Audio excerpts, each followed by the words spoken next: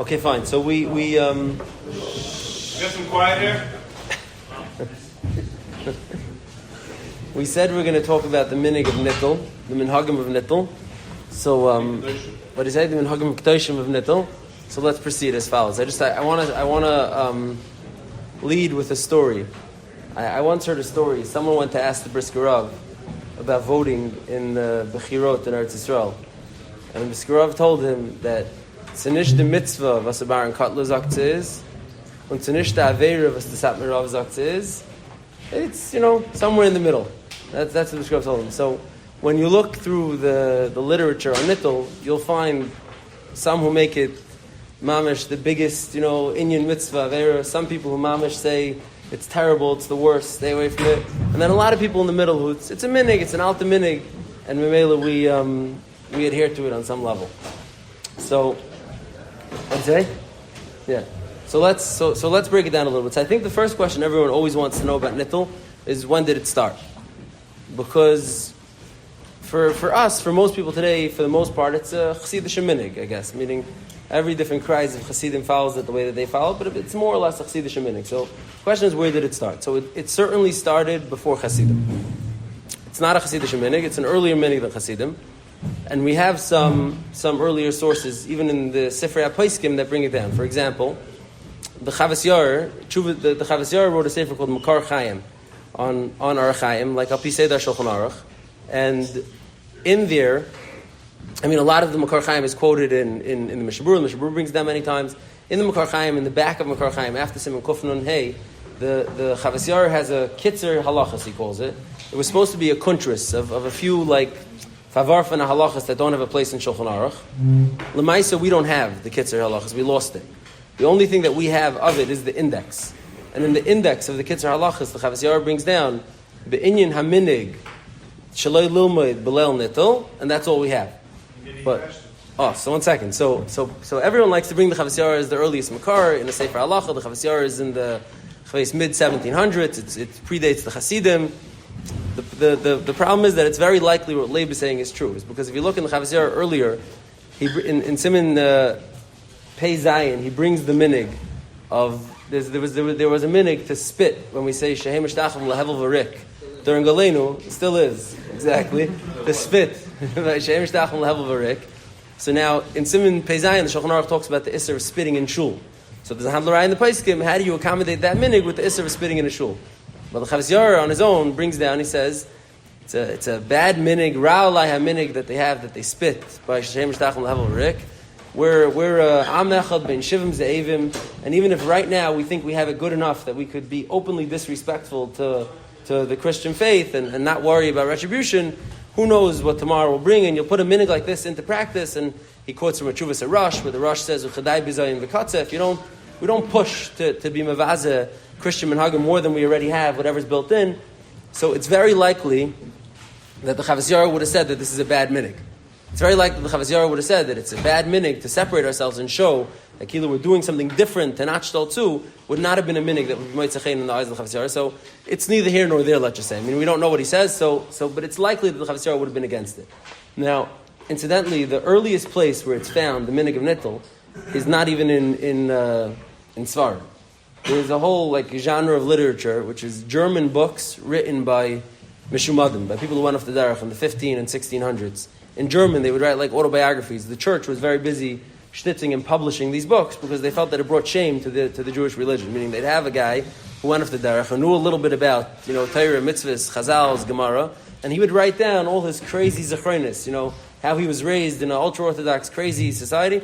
It still exists today. We have this saying now it's on television. Then it was, it's very popular to put together, to showcase, the negatives of the frum community. So the German church would pay for these things. So we have some of these books that are left over in German.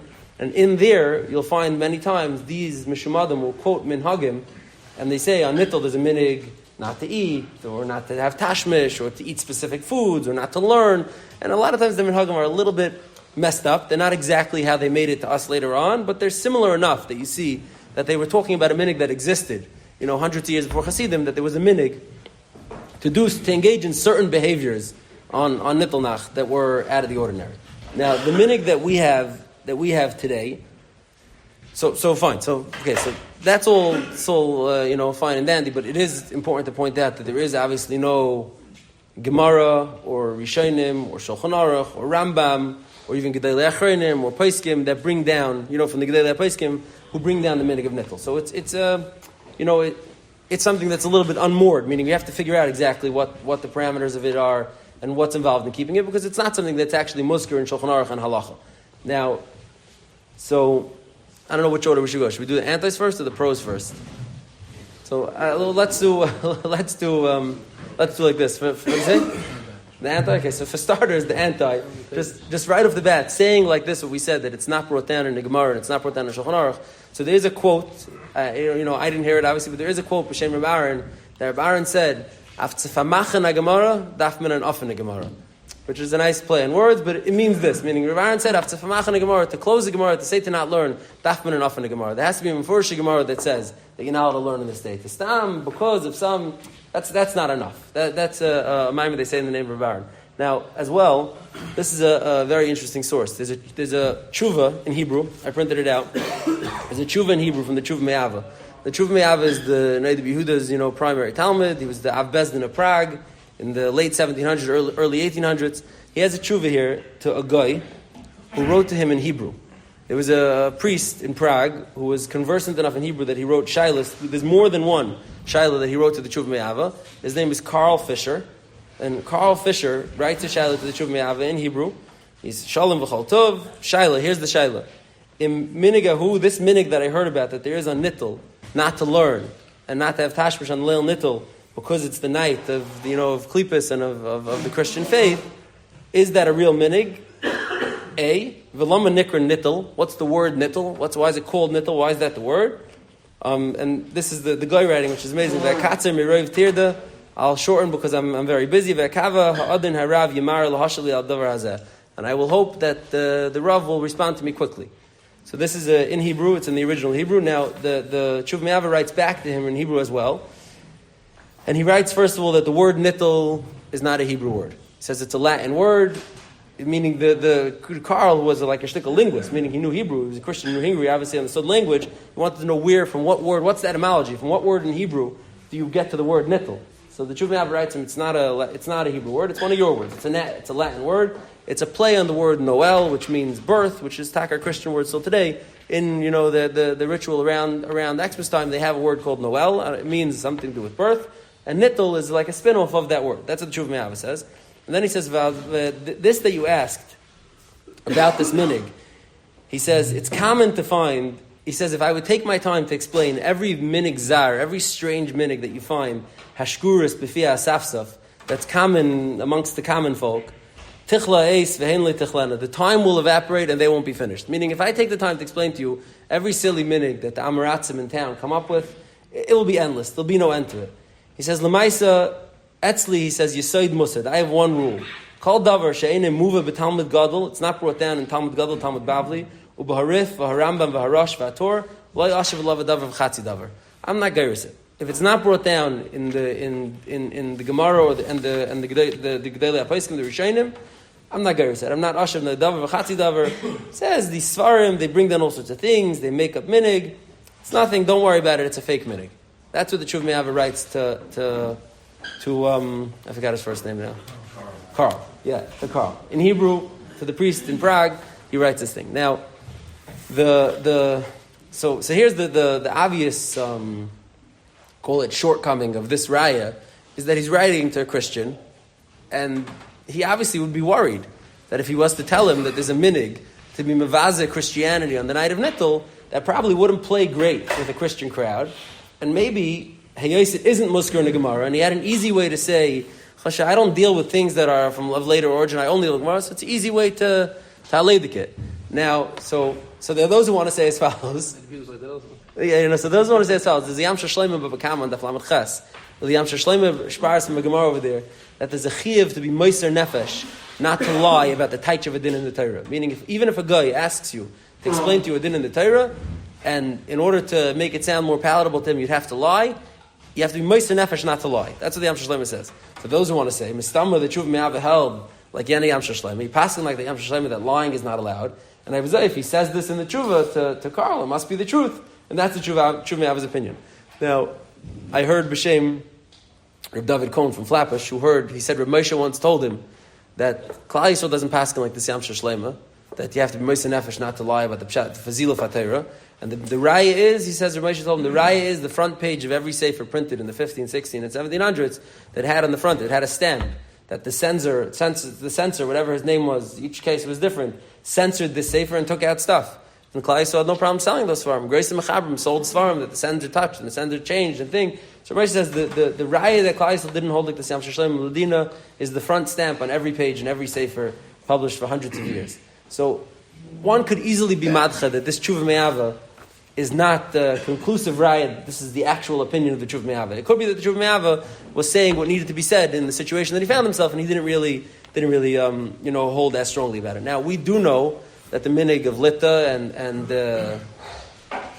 most Litzvish, the Ilma Yeshivas, you want to call it, Ilma Yeshivas, is not to be Geras Nittel. Night Seder goes on as regular, even on Nittel Nacht. Now there is a story. So there's a sefer from Rabbi Yaakov Edelstein. Rabbi Yaakov Edelstein, the Rav of Ramat HaSharon, the older brother of Rabbi Gershon Edelstein, today's God Ladar. So Rabbi Yaakov Edelstein has a sefer of different stories he said over that someone in his community, wrote down. And in there's a story that Rabbi Yaakov Edelstein supposedly said over that goes as follows. He says, in Volozhin, during the Tkuf of Rav Chaim Volozhiner in the early 1800s, so Fashtetzach, the premise of the story is that Fashtetzach, the minig was, he didn't learn on Nittel. They were Jews, like all the other Jews. Jews don't learn on Nittel.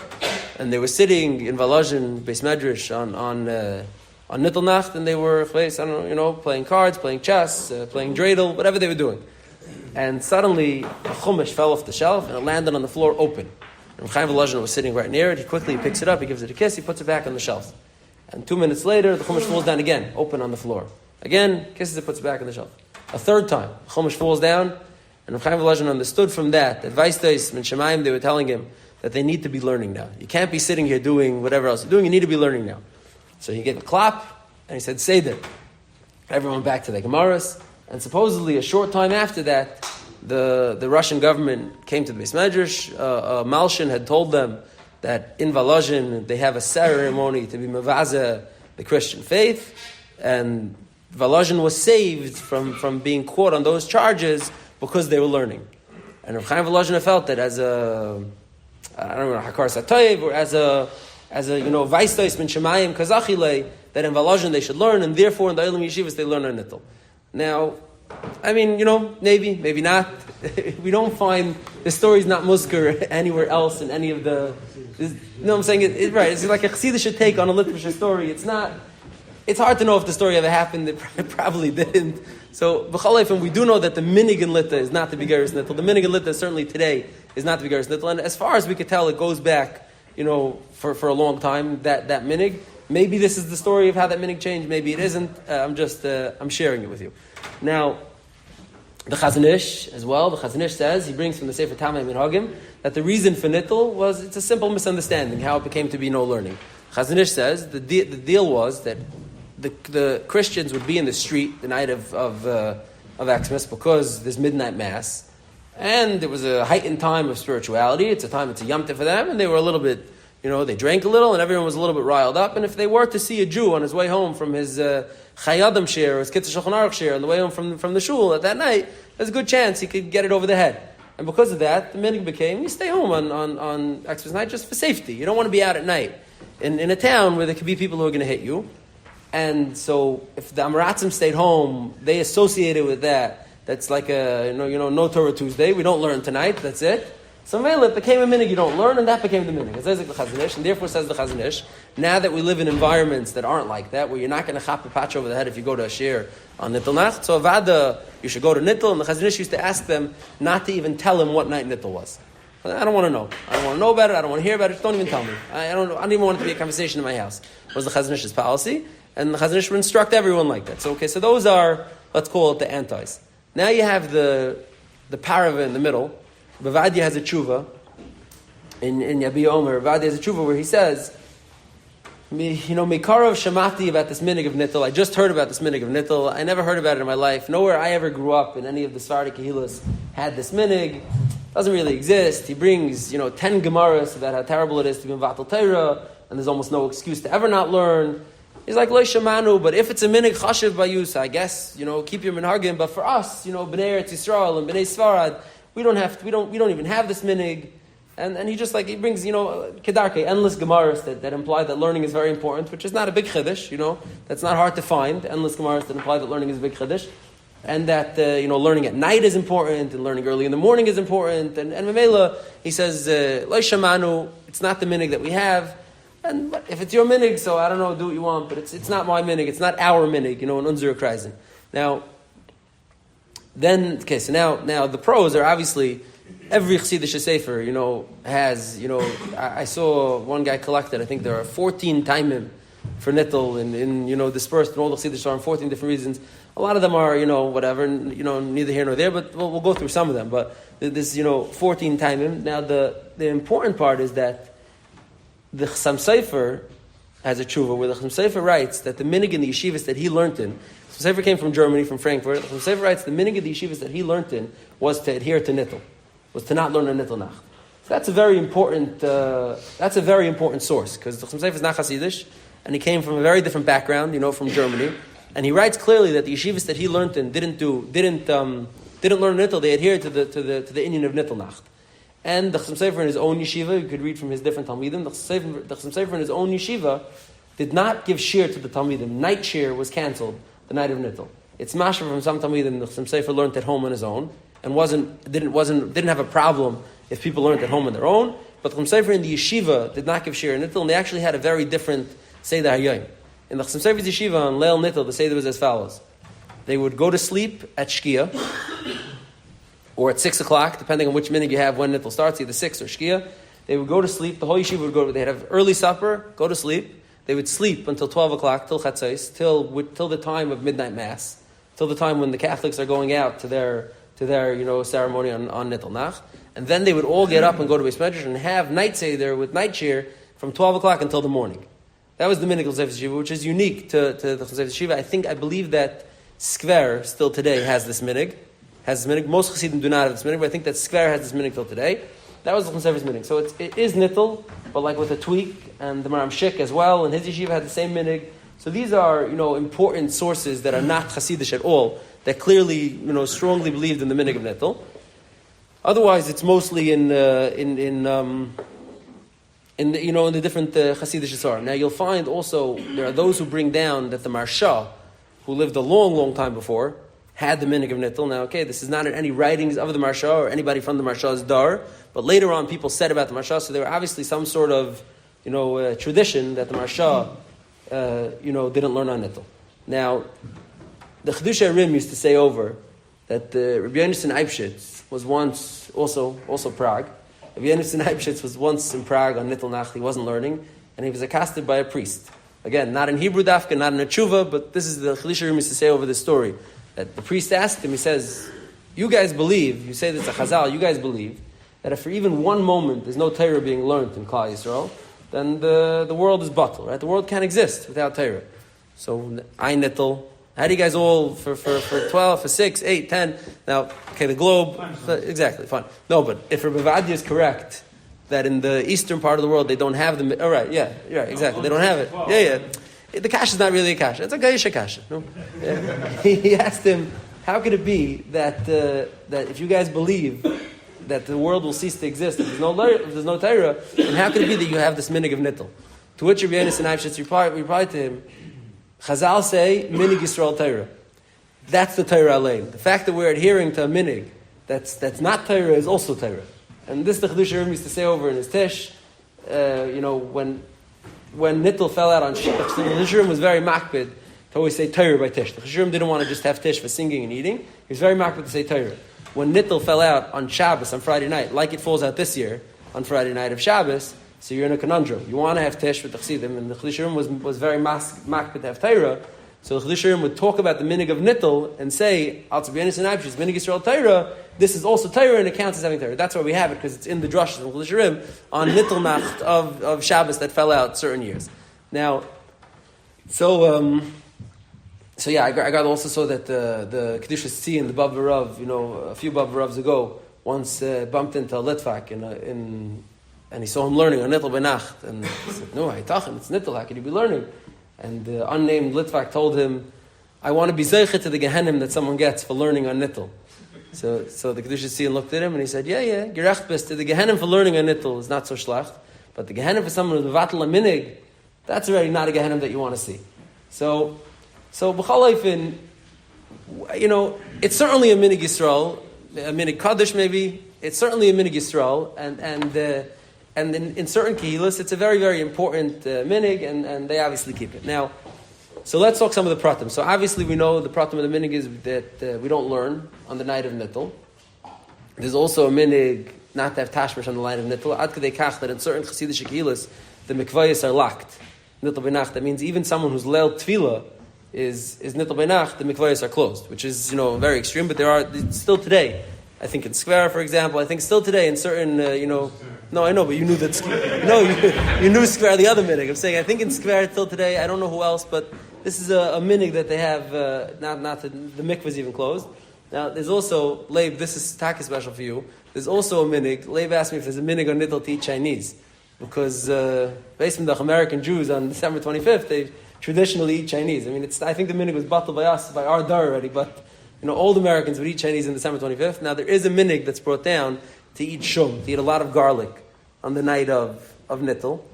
Now, so it's unclear what the reason is. So there are those who say the reason is because shum is, it wards off all klippus and shlechta things that are all shadim and klippus that are out in the world. And since, this night of Nittel is a night that's heavily populated with shadim and klippus, so you keep snacking on shum to keep yourself safe. That's one version. The other version, this is brought down in Svarim, is that Hayoist is an Isser Tashmish on Nittel B'Nacht. So if you keep eating shum, it's going to prevent you from having Tashmish, and, because it doesn't smell good, it prevents you from having Tashmish, and this minig takes care of the other minig. I kid you not, this is brought down in Svarim. So now, I don't know, what is it? The kasha is, the minig is to eat shum, yes, so you're going to have to say prepare it differently. They asked this. The Teretz has to be, you prepare it differently. Right, exactly. Yeah, you prepare the shum differently. Good kash. Yeah. So now, what's the minig in Sver? He doesn't know. Okay. And yes, now, this part, so now this part needs a drop of calculation. Let's just hold the cup for 1 second. So when is the minig of Nittel? So the easy version of the minig of Nittel is December 25th, right? Because Nittel is connected to the holiday of Xmas. That's what it's connected to. So December 25th is when in our parts of the world they celebrate Xmas, December 25th.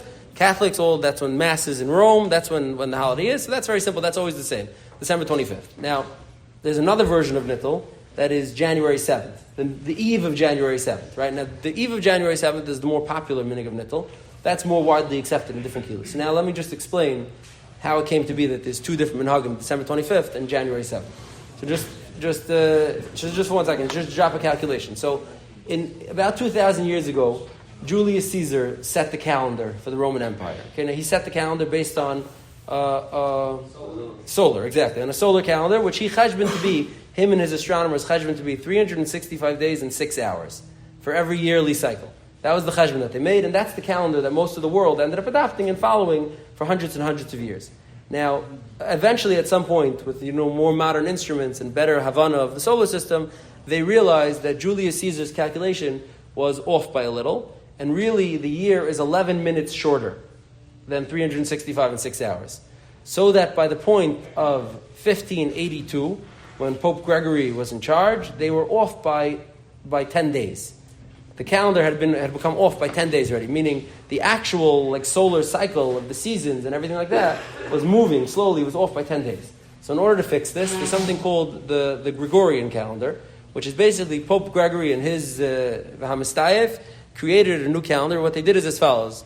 That year, in 1585, they went from October 4th, and they skipped straight to October 15th. They skipped the 10 days that were missing. They caught up, Kilu, to the 10 days that are missing. I mean, it's back, the 10 days that were taken away, meaning the additional 10 days that were taken away. They caught up, and in order to fix it, what did you say? Every 500 years. Yeah, so every 100 years. 1 second. So in order to fix it, they made leap years, but they made November be only 28 days every 4 years. What do you say? February, I'm sorry. And at the end of every century, you at the end of every century you skip one, and the end of every 4 centuries you do something different, like a whole different cheshbon to catch it back up. Now the problem is as follows: that by the time 1585 comes around and Pope Gregory is misakin the calendar for the whole world, there had already been a split in the church. There's something called the Great Schism in 1035 or 1055, where the Eastern Church and the Western Church splits. The Eastern Church stayed with the Julian calendar, stayed with the original calendar of Julius Caesar, and the Western Church moved on to Pope Gregory's calendar. So, what did you say? Like Zappa, yeah. So V'Adoiskumen, that in 1585 there became a 10-day separation between the two churches, which would mean that in the year 1585, when Xmas was in Rome, December 25th, in the Eastern Church it was January 4th. 10 days later is January 4th. Now the way the calendar was built, Pope Gregory's calendar loses a day every 100 years, which means that every 100 years the split grows. It goes from 10 to 11 to 12, so that in 1701, for example, the day of Nittel, the day of Xmas in the Eastern Church would have been January 5th. In 1801, it would be January 6th. In 1901, it was the 7th. Because of the every 4 centuries nothing changes, so 2000 it stays January 7th. In 2101, it'll be January 8th. So the gap keeps getting bigger and bigger. So now, what do you say? Yeah, Italiano. Now, what this is interesting for us is for one reason, because it shows us something very interesting. In Bells is also? No. In Bells, there's a minig. Now, this is a complicated thing, because in Bells, there's like a machlekes if this is a hira shah or this is a real minig. But in Bells, there's a minig to keep Nittel the night of the 5th leading into the 6th, and the night of the 6th leading into the 7th. Now, 6th leading into the 7th, that's traditional. That's what the day of Xmas falls out in the Eastern churches, which is Russia and all that was underneath them. That makes sense. But the 5th to the 6th, that's a shvar zach. So now, what do you say? Tzvek Diyem. Exactly. You want to be machmer. 100%. So now what people figured out really is that the minig in Bells is probably as follows. Is that the minig to keep Nittel in the 1700s all the way till 1785 was Taka the 5th going into the 6th, because that was the night then. And the earliest Hasidim would have kept it that night, because that was the night of Xmas in their area. Now the next generation it moved, and when it became very popular and it caught on in the 1800s, it became January 6th going into 7th Taka. In Bells, they were shomer the old minig because they didn't know dafka that it was because it moved. It didn't move. They just knew the Alter Rebbe kept it this day. Today, what do you say? Oh, so really it should keep moving. But the answer is that by the time it got to the next generation of Chassidim, it was already an Alta Minig. And Alta Minhagim don't move. That's what I'm saying. Alta Minhagim don't move. New Minhagim that are just becoming popular are actually tied to a specific Mu'ra or a date in the calendar. Those still move. Alta Minhagim don't move anymore. So I mean, we won't be around to know, but I'll be very surprised if in 2101 Nittel moves. What do you say? Yeah, exactly. Nittel moves to January 8th, the eve of January 8th going into 9th. I'll be surprised. But B'chalaif and the Belziminik definitely accommodates this reality that there was 2 days that it could apply to. Now, so let's talk about I'm not sure. Should we talk about the reasons, or should we talk about chess? Both? Oh, okay. So some of the reasons. Okay, so some of the reasons for Nittel are as follows. Rav Nosson Adler, the Chassam Sofer's Rebbe, the Chassam Sofer brings this, writes that it's Alts Avelus. Today's the day. Xmas is the day that the Christian faith was founded, and from the Christian faith, so much bad came to the Jews. So it's like a me'ain of Avelus. On this, the Chassam Sofer asks a basic kasha. That there's a lot of things that a person could learn when they're in Avelus. A person in Avelus, there's a lot of limudim they can learn. Tisha B'Av, a person can learn a lot of things. So he says that would be no reason to shut down shuls and yeshivas. We should have just a shir on Hanazakin and Gittin or Eiv or whatever, make a shir on Yecheskel. So the Chassam Sofer says that reason doesn't hold enough water. So says the Chassam Sofer. So he says the reason is because it will be, if everyone would stay up and learn their regular stars, so the Eilim would say that they'd knack till 10, 11, 12, everyone's getting tired, everyone goes home and goes to sleep. And then at 12 o'clock, out comes all the Christians with a grace of Frischkeit to go to evening mass. It's going to be a big kitrig for Klal Yisrael. You guys are going home to sleep, and they're all coming with a Frischkeit with bells and whistles and processions to do. It's a big kitrig. And to avoid that kitrig, we don't learn a Nittel. And therefore, says the Chassam Sofer, like we mentioned his minig earlier, the proper way to do it is to sleep early and then get up for our own version of midnight mass and make a real Seder Alima that's going to knack so that there's no kitrig. What are you saying? So there'll be no kitchik. That's what and Mamela Chazayv Shino Yeminig. That's what Chazayv holds to do something different than others minhagim of Nittel. Now, this is something that's a strange one. Rabbi Zachariah of Bells brings down as follows. He says there's a famous mimer from the Mezritcha Magid. There's a Gemara in Brachas. The Gemara in Brachas says as follows: Al yipater adam mechaveri. A person shouldn't say goodbye to his friend. Elam mitech dvar halacha. This is like the Gemara elam mitech dvar halacha. And this Kama Gemaras, the Gemara brings stories of different Amiram who would swap halachas with each other when they left. And the Gemara says, why? Because through the dvar halacha that you'll share with your friend, he'll remember you. Says the Mezritcha Magid, he teaches the Gemara totally different. He says, Al yipater adam mechaveri means a person shouldn't separate himself from dveikus to HaKadosh Baruch Hu. Yipater mechaveri means the ultimate chaver, HaKadosh Baruch Hu, the dveikus that Hashem has, that HaKadosh Baruch Hu has with Klal Yisrael. A person shouldn't separate himself from the dveikus that he has with HaKadosh Baruch Hu. Ela mitech dvar halacha. The only thing that you can take a break from dveikus for is if you're learning instead. Learning, even though it's not dveikus, you can take a break from dveikus for. So it says the Belzer Rebbe, that's why Nittel. Nittel is a night when there's such an amount of klipas and other koichas atoma that are out there in the world. It's not a time to take any break from dveikus, even for learning. Learning is a step down from dveikus. You can't take any breaks from dveikus. Now, the nafkamina of this reason is obvious: is that if the point is to stay davuk, then to sit in shmooze or play cards is not going to count as dveikus, and biyatzas charav efseidim. So that reason is a little bit hard to understand because the minhagim don't really allow for much dveikus. It's not like the minhag is to go to shul and daven and say Yud Gimel Midas for 8 hours. It's to sit around. So that reason's a little shveral. So now there are others that say the reason is because Yeshu himself was a Talmud of Rabbi Shua ben Prachya, and he learned a lot of Torah, and it's possible that tonight when you're learning, you'll say over something that he once learned, and it'll be a schos for him that he once learned this also, and we don't want to bring any schosim for him. Again, these are, shver reasons. The reason exactly you could choose, I'm saying we said probably 6 or 7 of them over the span of this, so you could choose which one you like, but the reason itself is not so clear. Now, I just wanted to talk about this one thing for a minute. I think the ilm's bakant that there's a minute to play chess on Nittel by night, right? There's a famous picture of the Riyats and the Lubavitch Rebbe as a young man playing chess together. There's pictures of other Rebbes playing chess. There's a famous minhag to play chess on Nittel by Nacht. Now, they're in a PlayStation, exactly. Exactly. So this is a famous minhag. So now, there's a Rabbi Chil Michal Stern from Yerushalayim, the Rav of I forgot which neighborhood now. Very, very interesting man. He puts out a sefer a year at least. He has a sefer about games, a whole sefer about games, and in it he has about 30 pages on chess. Chess, the Messiah of chess in Yiddishkeit, and all the different gedolim and stories, etc. Whatever. Fine. Now it turns out that it's probably machlekes hapoiskim if chess should be played because it's mechaded the seichel, it makes you sharper and therefore you'll be able to learn better, or it's a waste of time. So the Knesset Gedolah, for example, brings down that many Gedolim used to play chess because it's mechaded the seichel. Vienna and Eibshit says it's a terrible waste of time, and etc. etc. Fine. Now, Stam, when I was browsing the inyanim of chess, I came across a great story that I thought it's kedai to share. So we'll end with this story. There was someone who lived in Mainz, Germany, in Magenza, Shimon HaGadol of Magenza. We're talking about he was born in the year 950. He died in the year 1020, a solid 1,000 years ago. Actually, several of his piyutim made it to our tefillas and Rosh Hashanah, and even more than that, several of them became famous songs, so we still know them today. L'mashal, Teira, Eschanani B'vakasha, those words are his. The song Kanei L'Shimcha, that Helfgat piece, that's his words. Ba'at Banim is his words.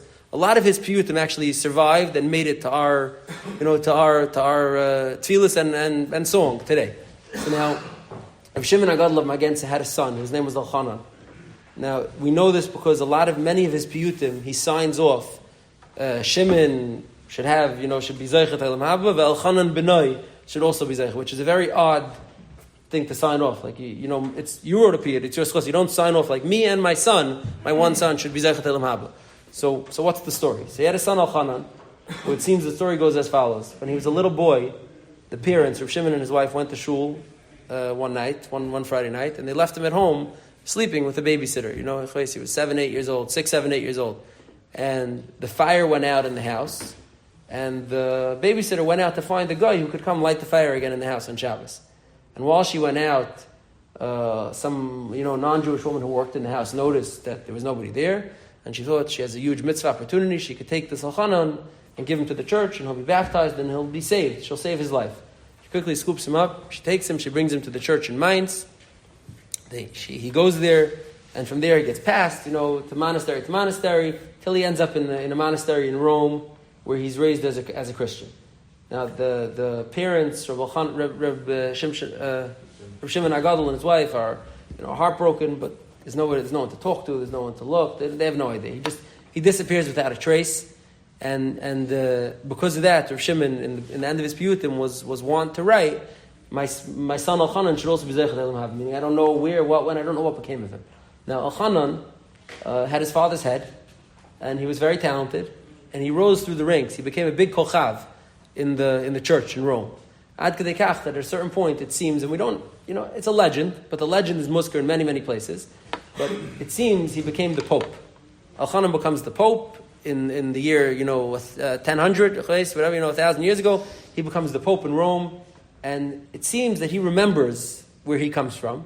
He remembers that he has a Jewish heritage. He knows his parents live in Mainz. He knows who his father is, and he's craving to meet his parents again, for to connect with them again. So he thinks of an idea. He sends a message to the church in Mainz that they need to make an edict that no Jews are allowed to go to shul in Mainz anymore. And his assumption is that if he passes such a rule, probably they'll send the mishlachas of Rabbanim to Rome to talk to him, and one of them will be his father, who was the Gadol Hadar of Mainz at that time. And Kachava, they select the 3 elders of the community. They go to the church in Mainz, and they ask him. He says, "No, above my head. It comes from Rome." What are they going to do? They saddle up. They drive to Rome. They get to the local. Step by step by step. Each guy says, "No, this is above my head. This comes straight from the top." The Pope himself made this ruling. It's a strange thing. The Pope doesn't even hate Jews.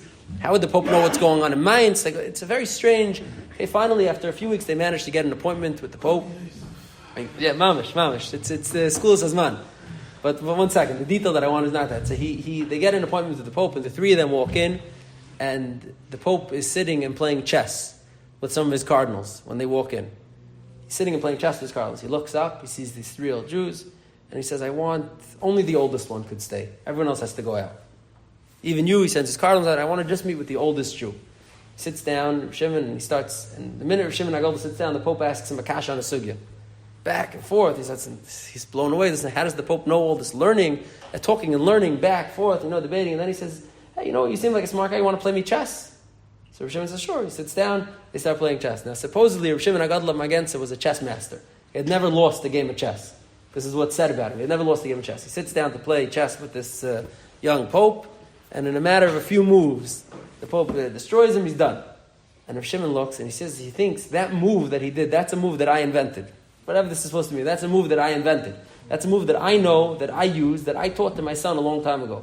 He looks at him, and the Pope says, "You recognize me?" He says, "No." He says, "Did you lose a son maybe once upon a time?" He says, "Yeah, my son Elchanan." And he says, "Is there any distinguishing characteristics of him?" He says, "Yeah, he has a birthmark on his left shoulder." And the Pope pulls back his kaftan, his frock, and he shows him the birthmark, and Ani Yosef, and they hug and they kiss and whatever. Now, whether or not the story ever happened, I don't know. I will say that it's very early. This legend starts, mamish, like in the 1100s. Really very close to the time that these people were alive, this legend starts. It's mentioned in many, many versions. There's like woodcuts and paintings that are about the story of like the Ani Yosef, the Galos of Reb Shimon to his son. But I just thought it was very interesting that chess plays like a central role in the reuniting of these people.